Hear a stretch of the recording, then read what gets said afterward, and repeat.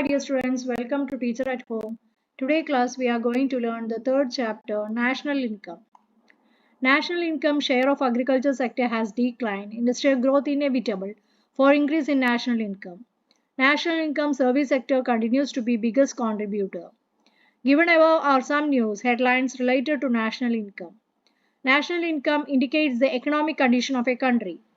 Higher national incomes implies economic progress of a country. Let us analyze in detail the important concepts related to national income and how it is calculated in India. National income. In the previous classes, we have learned about the income of the individuals and families as well as the source of their income. Amount of income earned by the members of the family through different sources during a year is the annual income of that family. Likewise, the total income received by a country in 1 year is its national income. It is the amount earned from the production of goods and services in a country during a year. This is received mainly from three sectors: agriculture sector, industrial sector, and service sector. Adding up the income from the three sectors, we get national income. When we calculate the money value of goods and services produced in a country during a particular year, we get the national income of the country for that year. Why do we calculate national income? National income is helpful in calculating the economic growth of a country and to compare the economic growth of different countries. Country national income 2010, 2013, 2040. USA, China, Japan, Germany, United Kingdom, France, India, Italy, and Brazil. They have achieved better economic growth in 2014. What are the other objectives of calculating national income? To assess the contribution of different sectors in the economy, to study the problems faced by the economy, to help the government in planning and implementing different projects, to find out the limitations and advantages of economic activities like production, consumption, and distribution. Some important concepts of national income. We have discussed what national income is and the need for calculating it. Now let us see a few concepts related to national income. Gross National Product, GNP. Gross National Product is an important concept of national income. It is calculated on the basis of the final goods and services produced in a country. The products that are available for consumption are called the final product. For example, we manufacture shirts using raw materials such as cloth, thread, and buttons. Here the shirt is the final product for consumption. The money value of final product is taken into account for calculating the gross national product. While calculating the money value of the shirt, the value of raw materials such as buttons and clothes are included. Thus, the money value of final goods and services produced is a gross national product. The GNP of a country is calculated for a particular financial year. In India, the financial year is from 1st April to 31st March. Gross Domestic Product, GDP. Gross Domestic Product is the most suitable concept of national income to analyze the distribution of sectors in an economy. GDP of a country is the total money value of the final goods and services produced within the domestic territory during a financial year. Income of people working abroad and the profit of institutions and firms operating abroad will not be included while calculating the gross domestic product. For example, suppose an Indian firm operates in America. The profit of that institution will be included in the gross domestic product of America, but in the gross national product of India. This is to say, while calculating the GDP of India, such income will be excluded. Net National Product, NNP. If you purchase a computer and sell it in the next year, you will get the same amount that you spent while purchasing it. Why? Similarly with the time, machinery and other things. Time, machinery and things suffer from wear and tear. The cost occurred. To remedy this wear and tear, it is called the depreciation charges. The depreciation charges are taken into consideration while calculating the national income. When we deduct depreciation charges from the gross national product, we get the net national product. Technically, the net national product is considered as national income. Net national product is equal to gross national product minus depreciation charges. Per capita income. When we divide the national income by population, we get a per capita income.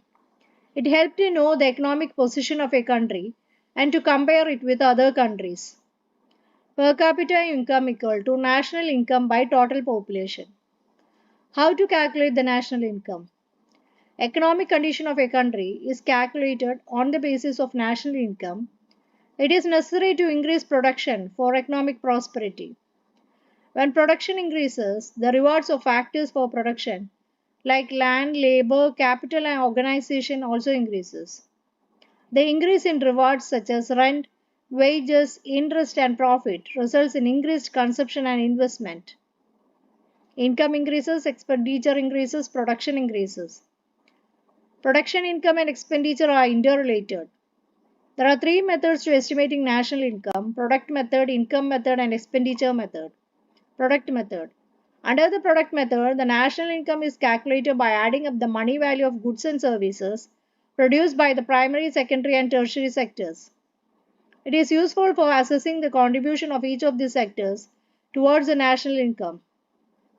It is also used to analyze which sector contribute the most to national income. Income method. You know that income is the reward received for the factors of production. In income method, national income is calculated based on rent, wages, interest and profit, which are the rewards for factors of production. This method is helpful in analyzing the contribution of each factor of production to the national income. Expenditure method. Expenditure method is used to estimate the national income by calculating the expenditure incurred by individuals, firms and government in a particular year.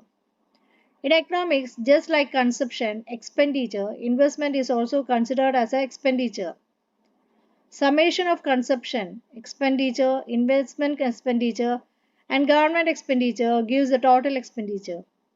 Estimation of national income using any of the above three methods will give the same results. Difficulties in calculating national income of India. The CSO, Central Statistical Office, is the official agency that estimates the national income of India.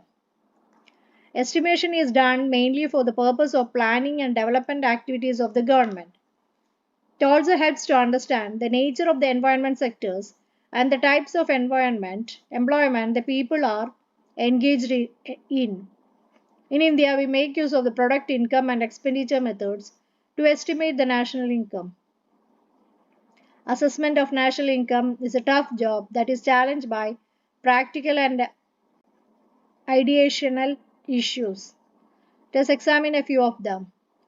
Lack of reliable statistical data creates difficulty in estimating national income. There is a chance of calculating the money values of goods and services more than once while they pass through different stages of production. Service of housewives is not included in national income. Production of goods for self-consumption is not included. It is the estimation of national income, example vegetable garden at home. Ignorance and illiteracy of the people can create problem in collecting statistical data.